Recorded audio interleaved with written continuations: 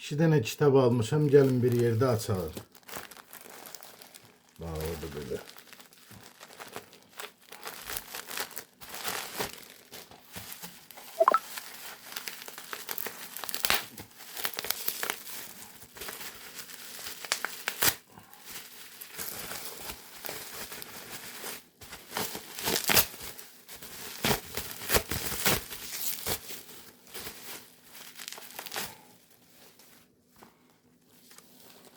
Lev Nikolayevich Tolstoy İnsan nə ilə yaşar?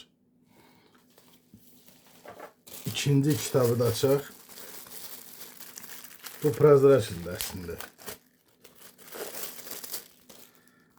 Yine Lev Nikolayevich Tolstoy Vayna и Мир. Bu korotka sodержаниясıdır. Bunun məndə var bütöv olanı. 2 tom olarak məndə bu var. Vayna и Мир. Mən indi bunun korotkusunu aldım. Bu kitap haqqında bir şey demək istəyirəm.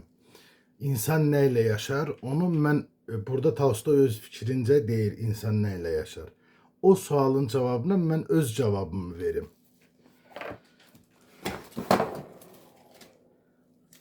İnsan Kur'an'la yaşayar.